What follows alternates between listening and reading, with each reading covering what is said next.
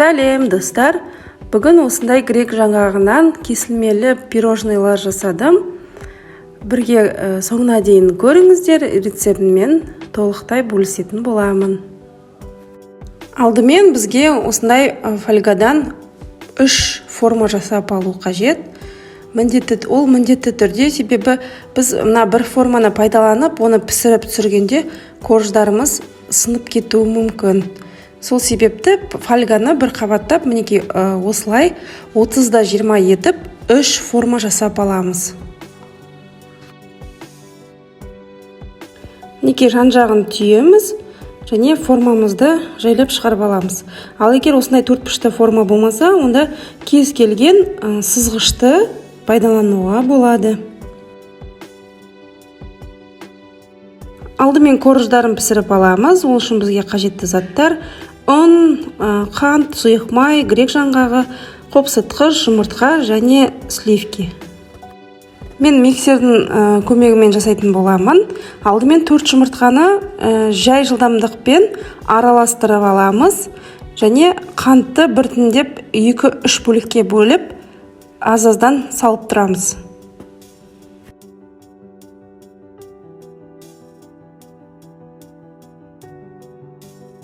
Жылдамдығын біртіндеп көтере отырып, жұмыртқа мен қантымызды көтеріп соғып аламыз. Пышный масса болу қажет. Мінекей осындай. Енді миксерден аламыз және қопсытқышпен ұнды араластырып, ситадан өткіземіз. Ситадан өткізіп, 2-3 бөлікке бөліп саламыз.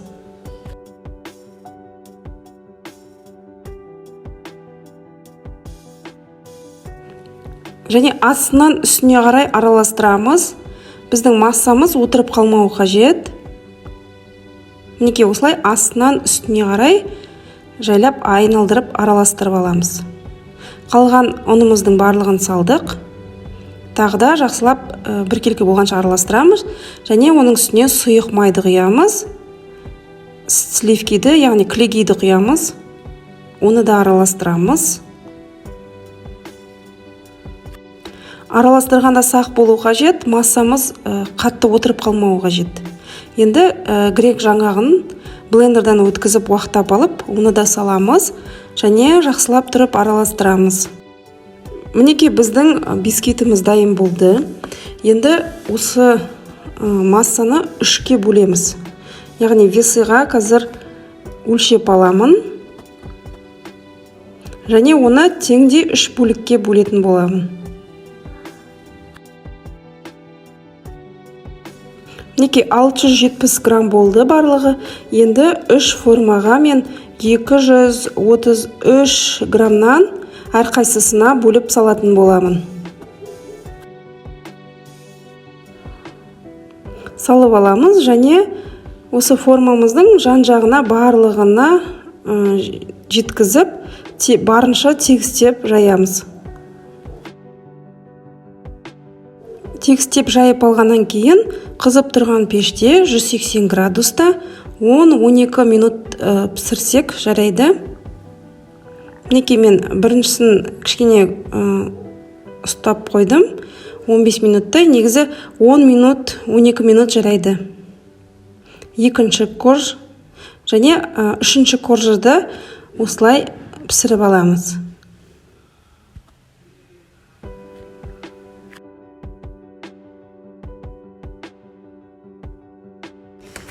Мінекей барлық корждарымыз дайын болды. Суығаннан кейін фольгасынан ажыратамыз.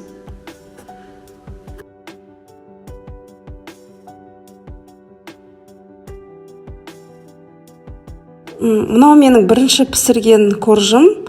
15 минут ұстағанмын, онымен қатайып кетті, сынып кетті. Бірақ ештеңе етпейді, ортасына салып жібереміз. Екінші корж. Оны да осылай фольгадан алғанда абай болу қажет. Барынша сындырып алмағанымыз дұрыс. Корждарымыз дайын болды. Енді ортасына крем жасаймыз. Ол үшін творожный сырмен қант ұнтағын араластырамыз, үстіне вареный сгущенка саламыз. Вареный сгущенка негізі сапалы болған дұрыс. Онда араластырамыз. Енді үстіне салқын кілегейден құямыз.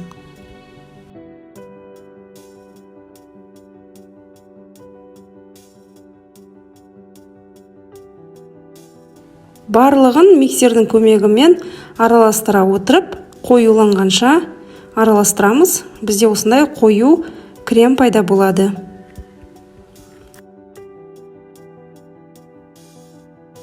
Енді осылай ыдысымызды дайындап алдық. Бірінші коржды саламыз және жан-жағын осындай форма болса, негізі бекітіп алған дұрыс. Кремі сонда жан-жаққа шықпайды.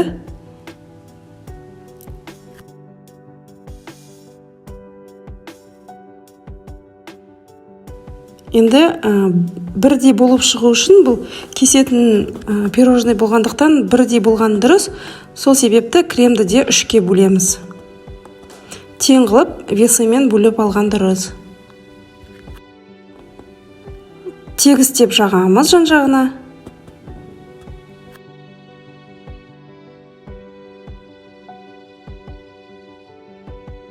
Жаңағы сынған коржымызды ортасына жібереміз. Сонда ол білінбей кетеді. Оның да үстіне 2-ден 1 бөлігін жаңағы қалған кремнің саламыз және біркелкі болғанша тегістеп жаямыз.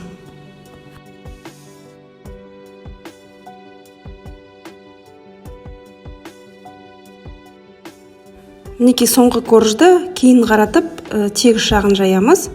Және қалған кремімізді жайып, тоңазытқышта 2-3 сағат ұстаймыз.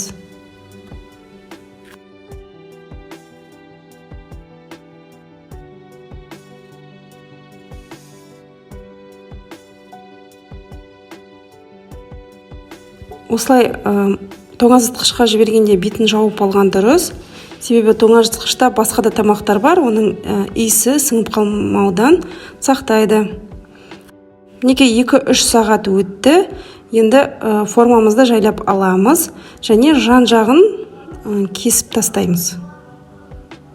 Тегістеп кесіп алып тастаймыз.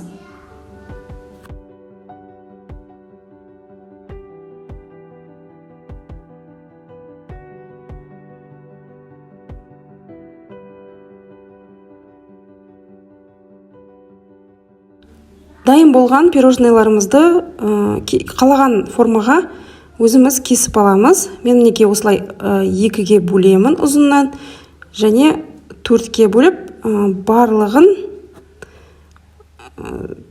8 бөлікке бөлетін боламын.